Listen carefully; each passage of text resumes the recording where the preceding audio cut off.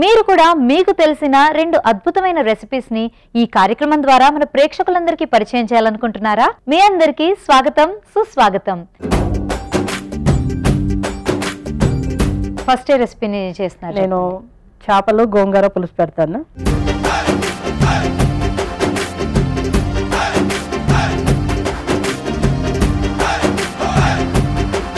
Next ఏం recipe తయారు చేయబోతున్నారు?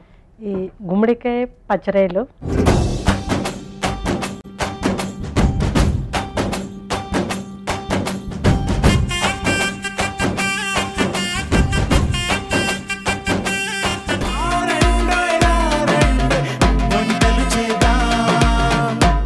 రారండోయ్ వంటలు చేద్దాం.